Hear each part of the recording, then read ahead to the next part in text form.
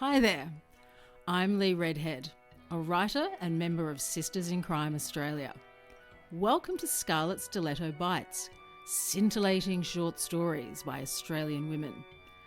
Our weekly podcast is designed for busy lives.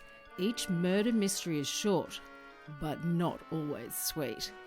Expect twisted tales, quirky humour, imagination, and a frisson of feminism. Sisters in Crime Australia's Scarlet Stiletto Awards were established in 1994 to unearth criminal literary talent. We're producing these podcasts of winning stories to celebrate the Sisters' 30th anniversary ceremony in Melbourne in late 2023. The concept designer and narrator is fellow sister, actor, barrister, broadcaster, and best-selling true crime author Susanna Lobez. Hello, Susanna here. Sometimes an investigation on a hot case unearths revelations about a cold case. In today's story, a rookie constable must sort through her suspicions to find the prime suspect. Tuesday Jocks by Finn J. Ross, 2022 Scarlet Stiletto winner. The missing Tuesday Jocks bugged me. According to his wife, Brian Sheridan was anal retentive about his wardrobe, so much so that he compelled her to place his day-labelled Jocks in order in his bedside drawer, Monday to Sunday. He'd been missing since Monday night, yet Tuesday's Jocks weren't in the drawer. Julie Sheridan was as perplexed as I was when Sergeant Dave Dryden and I had searched the couple's bedroom 2 days earlier. I'd noticed the neatly layered undies and wondered why anyone needed prompting to change them every day. Or were the Kmart bestsellers designed to remind men what day it was every time they peed? Julie could only speculate that Brian had planned ahead by taking clean Jocks to change into after soccer practice. He hadn't been seen since he'd been left to lock up the Kershaw Soccer Club around 9:30 p.m. Why was I pondering about a man's smalls while wading thigh-deep in a muddy dam? The mud oozed between my toes and sucked up my legs, immobilising me. And I'd thought quicksand was the stuff of B-grade movies or long-forgotten Tarzan episodes. Dryden stood on the bank, arms akimbo, supercilious face. Obviously he was relishing the fact that I'd drawn the short straw to wade in and retrieve the bloated, floating body. 2 weeks into my posting here, and I was acutely aware of the gender bias of Kershaw Police. Even Joe Green, who'd reported the floater in his dam an hour earlier, sat in his Ranger 20 metres away, reluctant to assist. But then he was pushing 80. Where were the search and rescue heavies when you needed them? "Don't suppose you'd care to help?" Dryden shrugged. "Nah, you're doing fine. You're nearly there, cunst." "Easy for you to say, and don't call me cunst." Sheridan, face down and clad in a striped polo shirt and jeans, was still 3 or 4 metres away, but the effort to get to him sapped every muscle. So he had showered and changed after practice. With Amazonian effort, I finally reached out and wedged my fingers under Sheridan's super-tight waistband and pulled him towards me. The thud as his body bumped into me would have knocked me over had I not been stuck fast. My first objective was to peel his waistband down to reveal the elastic band of his Jocks. Huh? Thursday. Not Monday or Tuesday. Thursday. Now I was truly perplexed. This wasn't the fastidious man his wife had described. So where were his Monday and Tuesday undies? in his missing sports bag? We'd searched his car, still parked at the soccer ground, along with the clubhouse on Tuesday morning, and found no sports bag. Where was it? Ugh, I groaned. Probably at the bottom of the damn dam.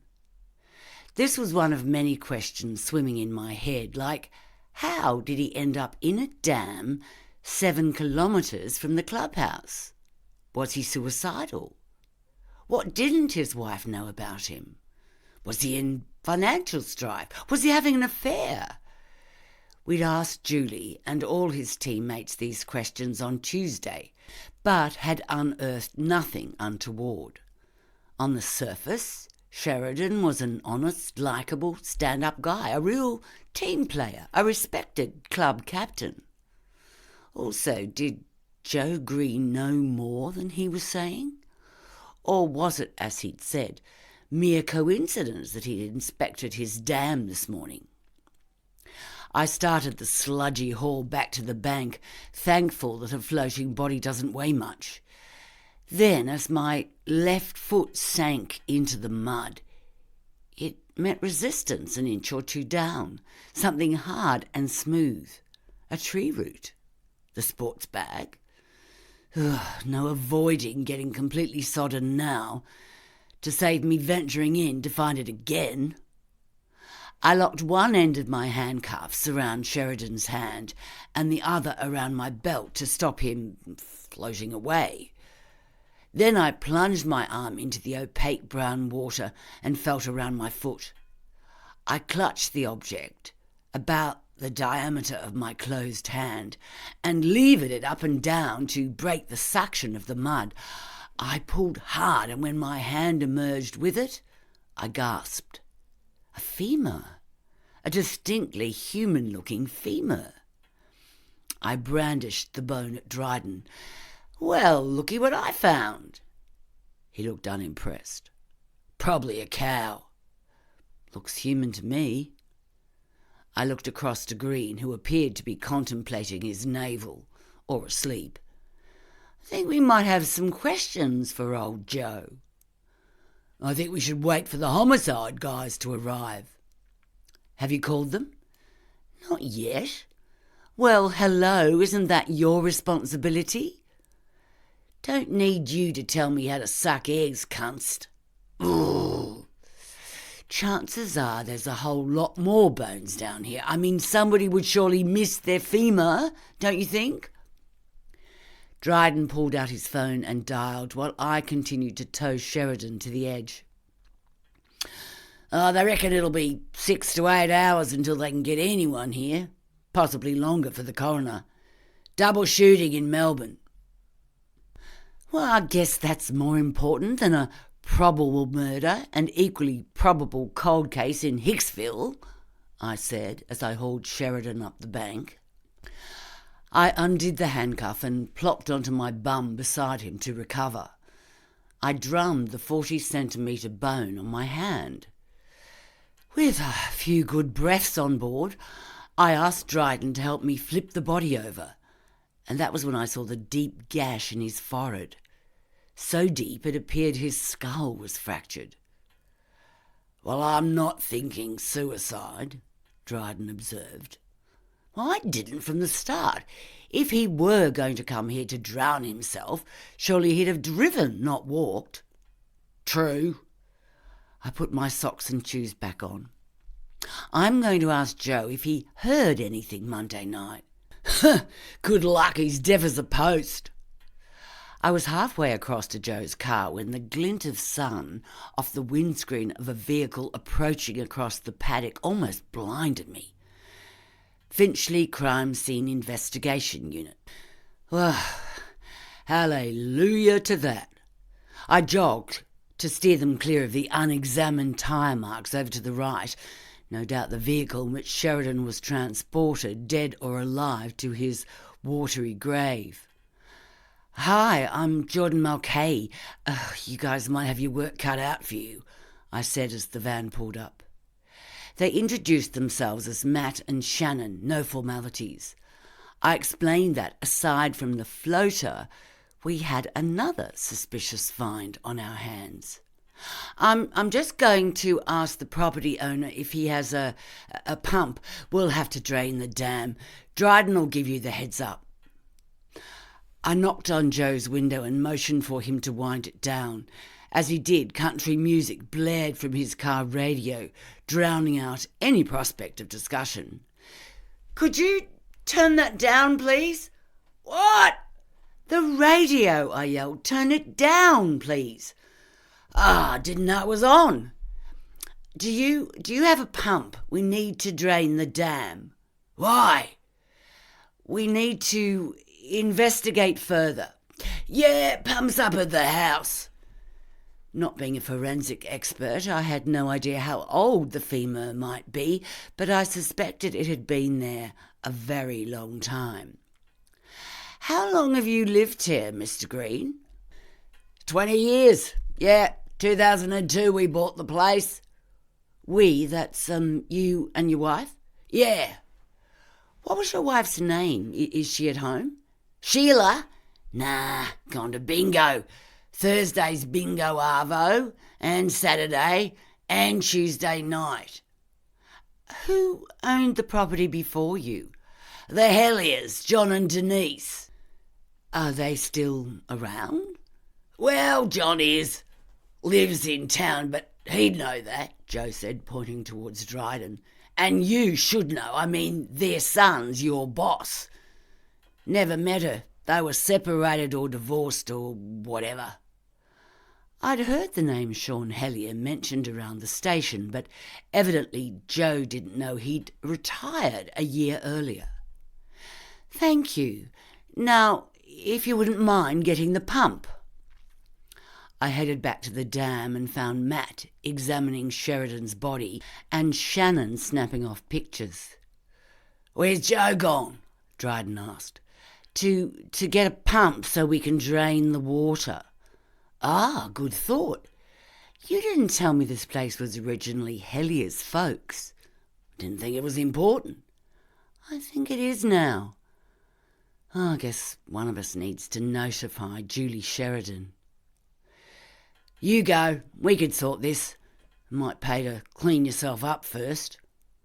"I can get a ride back with these guys." Or if I'm not too long, I'll come back." "Whatever." As I exited the driveway, I sniggered at the sign, "Shady Grove," a complete misnomer for a treeless, wheat-bix-coloured acreage. I dashed home, showered, dumped my muddy clothes in the washing machine, and donned a fresh uniform before driving the 3 blocks to Julie Sheridan's home. She was distraught at the news, although I suspected she'd expected a fatal outcome. I made her a cuppa and waited for her to collect herself enough to speak. It wasn't just that Brian was dead. He'd been murdered. God, how am I going to tell the kids? I couldn't offer much advice there, aside from saying I could be on hand when they arrived home from school if she wanted. How the hell did he end up in a dam 7 k's away? We're still trying to figure that out. Can you think of anyone who might have done this? I'm doubtful it was a random attack. Julie shook her head. Everyone loved Brian. He was really popular. You're sure he wasn't having an affair or perhaps owed money to somebody? I can't see how he could have had an affair. He always came straight home from work. He was only out on Monday nights for soccer, and aside from his Saturday morning matches, he'd be here all weekend. What time did he usually get home from soccer training? Around 10:30, sometimes 11. The other players all said they usually left by 9:30. Why was Brian always later? He'd stay back to do paperwork, team selections and stuff. You're only, half a block from the soccer ground. Why would he drive? Well, he usually goes straight from work. Did he usually shower and change before he came home? Sometimes. Not always. Well, it appears he did. He was wearing casual clothes. But there's one mystery. What? Thursday Jocks. Julie shook her head. No, not likely. Really weird, at least. Well, that's what I thought. Can we check his drawer again? Julie led me to the bedroom. We looked at each other quizzically upon discovering Brian's Thursday Jocks. Did he only have one set? Yes. Tell me, do you know the Helliers? They originally owned the property where we found Brian. Well, actually, John lives just down the street, number 43, I think. But I don't really know him. I think he must be old or sick because occasionally I see the district nurse's car there. I never met her. Gather she left him around 25 years ago. Word was she took off to Queensland with another bloke. What about their son? You mean Sergeant Hellier? I nodded. Oh, only time I ever met him was when he pulled me over for speeding in Main Road a few years back. He seemed like a reasonable guy. Well, I'm new here. I haven't actually met him. Have you found Brian's sports bag? Not yet. We're about to drain the dam. Now, is there someone you can ring for support?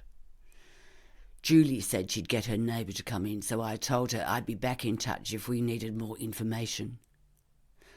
What was it with men? It seemed the older they got, the grumpier and more recalcitrant they became, and John Hellier was no exception. I was greeted, no, harumphed at the door by a weedy-wheezy man with what I suspected was a perpetual scowl. What do you want? No courtesy to my uniform. I have some questions. May I come in? He rolled his eyes, backed away, and gestured into a dark, musty living room. What's this all about? You may or may not be aware that a man went missing on Monday. His body has been found in the dam of your former property this morning. What's it got to do with me? Haven't lived there for nigh on 20 years. I nodded. Yes, I realise that. Can I ask why you sold the farm? Had a heart turn. Couldn't manage the place on my own after that. Those bloody Greens screwed me on the price, then switched from cattle to sheep, which was bloody daft. You'd want to talk to Joe and that bitch of a wife. Oh, what about your wife? Did she help on the farm? Yeah, up to a point. Till she had the bloody accident. After that she was friggin' useless. The accident? Yeah, got squashed against a fence by a bull. Lost her leg. Oh, that's terrible. Where is she now? Blowed if I know. Bitch took off with someone, hadn't heard boo from her since. Well, when was that? Geez, you want to know the ins and outs of a duck's bum, don't you? Around 24 years ago. And you've no idea where she went? No. And why are you asking about her anyway? She's ancient history. I decided not to mention my find yet. Setting a trap was sometimes more productive. And what about your son? Has he had any contact with her? No. He never tried to find her? Why? He'd have had the means as a police officer, I mean. Dunno. Ask him. I will. What's his address, please? Oh, and is he married? Not anymore. Murray Street, number 19, but he won't be home. He'll be at bloody golf. Oh, thank you. Thank you for your time. I was about to leave when I had a thought. Sorry, one more thing. Does Sean play soccer? Not anymore. I'd bet my bottom dollar that Hellier Sr. was on the phone to Hellier Jr. before I'd even crossed the threshold to let him know that some bitch of a policewoman was on his path. Although something about Dad's tone gave me the impression he and his son weren't best buds. Why? I was itching to get back to Shady Grove to see what was transpiring. After stopping at a milk bar to grab some Cokes and a salad sandwich, minus beetroot, because I didn't want to risk messing another shirt, I headed back out to Willow Road. I'd thought that today was going to be one of those nothing happened days. Now I was confronted with 2 dead bodies. Were they connected? How? Was the Shady Grove waterhole the local dumping place for inconvenient corpses?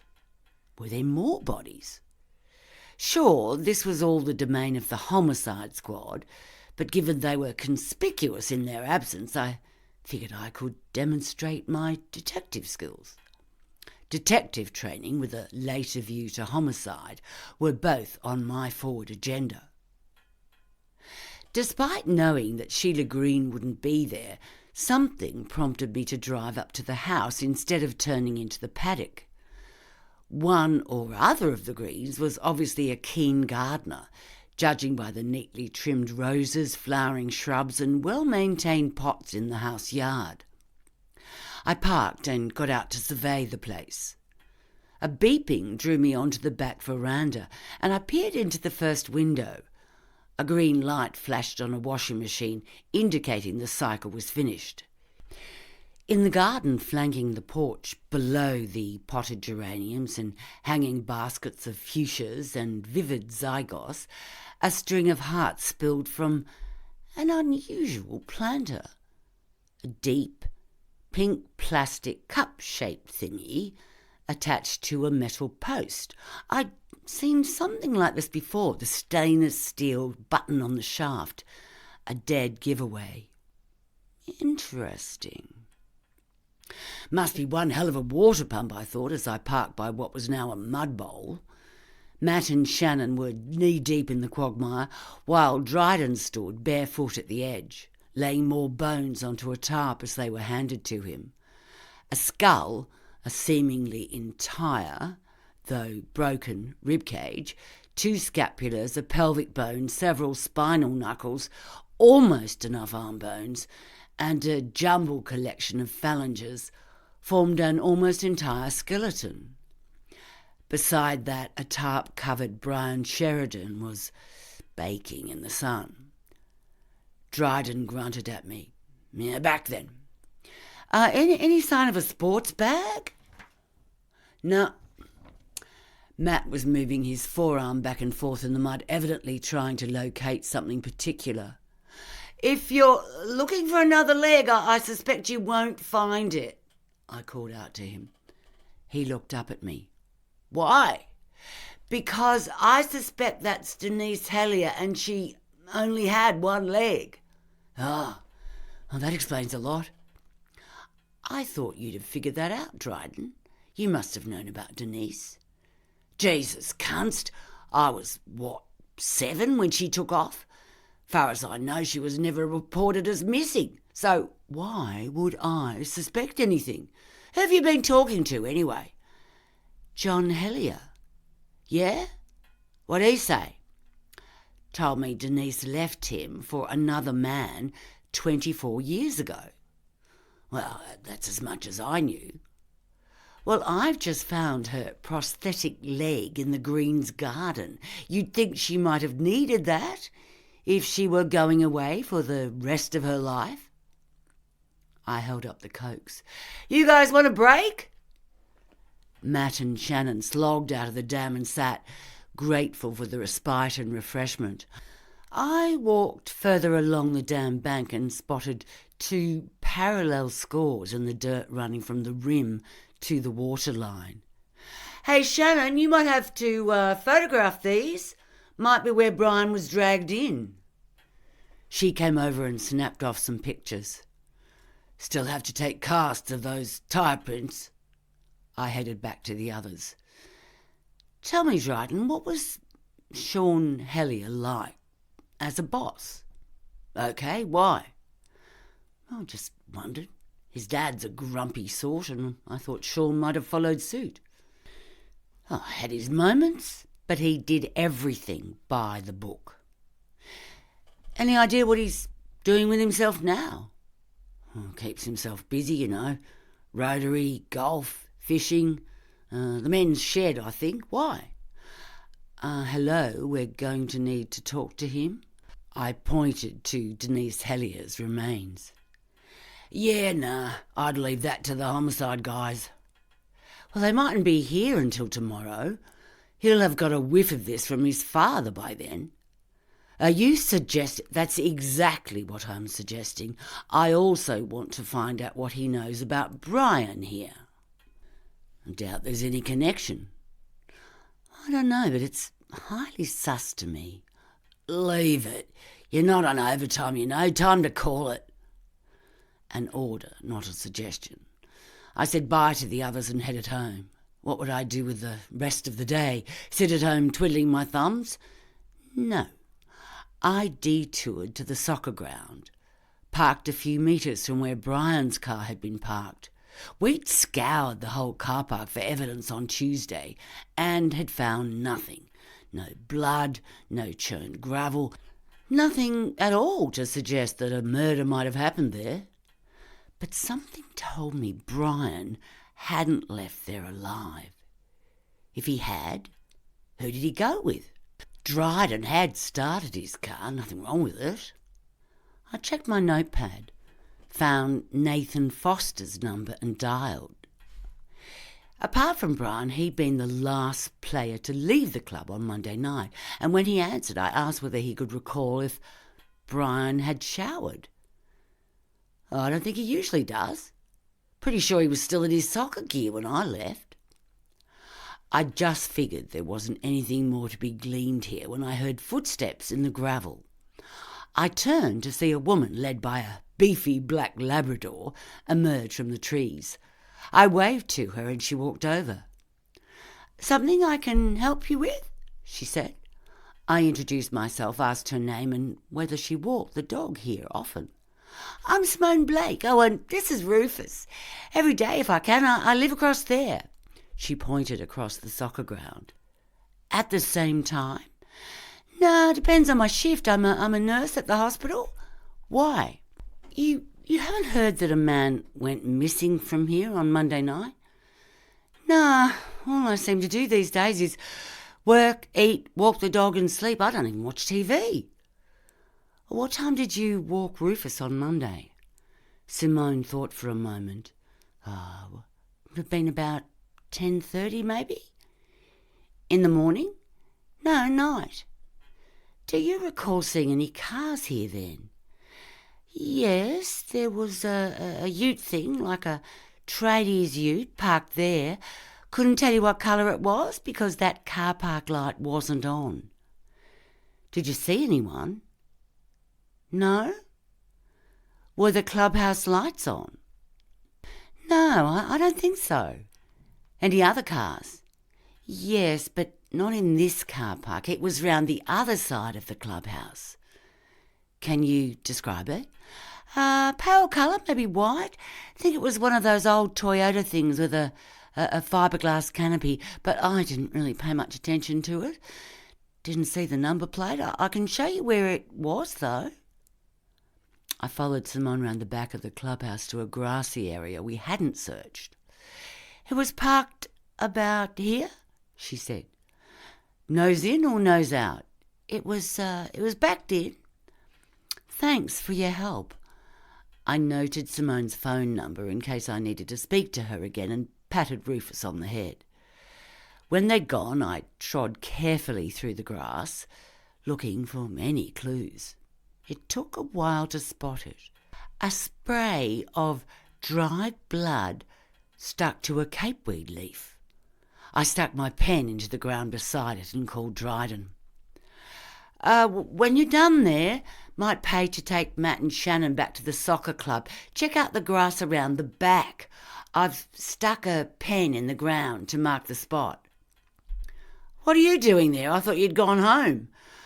"I just spoke to a woman who saw another car here late Monday night." "Oh, okay, now go home, woman." No, I didn't go home. I didn't know when Sean Hellier would arrive home from golf, but I intended to be there when he did. Nobody else was doing much actual questioning, so why not me? I sat in the divvy van outside Hellier's 70s-era brick veneer house, drumming my fingers on the steering wheel. I hoped he wasn't one of those golfers who spent hours after the game at the 19th hole. Something didn't make sense. Well, more than one thing, actually. I was pretty sure that either Sean or his dad, or both, knew that Denise was in the dam and how she got there. But did Sean have some connection with Brian Sheridan? Was it his Toyota? I checked his details and he did have a Hilux registered. Nobody'd mentioned him being at the soccer club. Or did he come later? And what for? Did he murder Brian? Why? Did Brian know something about Denise? And if Sean killed Brian, why would he toss him in the dam and risk his mother being found? Maybe he didn't know she was there. Ugh, nothing made sense. What the hell happened? Simone said 2 cars were there at 10:30, yet no lights were on. Strange. So many questions. Then I remembered. Not so strange. The blackout. Power went out 20 minutes into the closer. Yeah, I like it, because I reckon I can learn from Brenda Lee Johnson's interviewing technique. Minus the twangy accent. But I didn't see the rest of it. Power was off for a good 40 minutes, so I gave up and went to bed around 10:40. How could Sean have been doing paperwork in the dark? And why didn't he leave? Was he in the shower? Was he alone? Oh, I no sooner had that thought when I looked up to see a white Toyota Ute indicating to turn into the driveway. Well, that answered one question. I had no way of knowing whether his father had warned him about my likely appearance. I got out of the van and followed him into the short driveway. I could see his golf clubs and buggy in the back through the ute window, along with something lumpy under a checked blanket. A swarthy, sweatless, impeccably dressed Sean Hellier got out and spoke before I had a chance to. "I guess you're the new girl. To what do I owe the pleasure?" He seemed affable, or was it deflection? "Yes, Sergeant, Mr. Hellier, Constable Jordan Mackay. Everyone still calls me Sarge." "Good game?" "Yeah, good day for it." Enough small talk. "I have some questions, if that's okay." "Sure, what about?" Was his calmness rehearsed, or was I barking up the wrong tree? "Do you want to come in?"